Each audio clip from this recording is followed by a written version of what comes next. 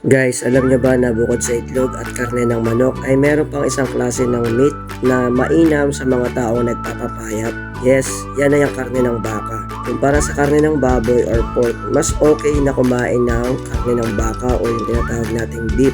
So ngayon, magluluto tayo ng isang potahe na ang karne ng baka ang gagamitin natin. Guys, kayo na bahala kung anong klaseng luto ang ginagawa ko. Nahulaan nyo, ibibigyan ko kayo ng 50 pesos load. Comment nyo lang sa comment section. At kapag kayo ang pinakahuling nag-comment ng tamang sagot, matik, isasend ko sa inyo yung 50 pesos load sa GCash.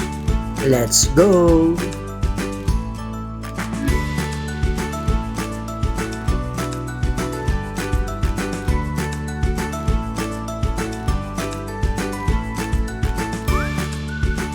Una natin ginawa dyan ay nagpainit muna ako ng kawali tapos prinito ko itong mga naka-slice na baka.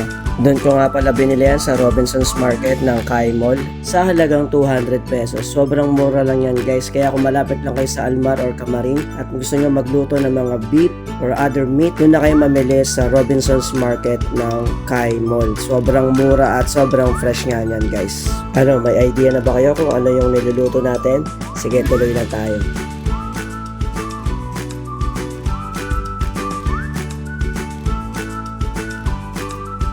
After ko nga pala maprito ang sliced beef, ay nagready ako ng garlic at onions. And then kumuha ako sa tindahan ng Nestle cream at mushrooms. Kumuha na rin ako ng pamintang pino. Nung kompleto na yung rekado natin, inumpisahan ko lang hiwain yung sibuyas at bawang at pati na rin yung mushrooms.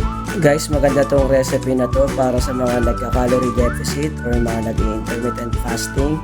Nakakasawa din kasi kung puro tayo itlog or manok. So paminsan-minsan try din naman natin kumain ng beef or kung kaya mas madalas, lalo na yung mga giniling na baka. Kasi yung giniling na baka ay madaling partneran ng gulay. Konting gisa lang, yun, may ulam ka na. Meron na bang nakahula sa ating menu for the day? Kung hindi pa, ay sige, tuloy lang ang panonood. Nag-start na pala ako rito mag-gisa. Inuna ko yung bawang, sinunod ko yung sibuyas, at sinunod ko na rin yung prinito nating baka kanina. Tinimplahan ko na rin to ng toyo, konting patis, konting asin, konting paminta at konting betchin. At para magkaroon ng konting sabaw, nilagyan ko ng tubig ulan. Yung betchin nga pala ay optional lang yon. May mga tao kasi na hindi talaga gumagamit nun. Naglagay rin pala ako rito kanina ng konting brown sugar. Actually, yung brown sugar yung tutulong para umangat yung lasa ng niluluto natin. After ko mahalo lahat ng regado, pati ang Nestle cream, ilang minuto lang, swak, tapos na tayo. Siguro naman ay may idea na kayo sa ating niluto ngayon at pupunta na tayo sa ating favorite part, ang ikiman.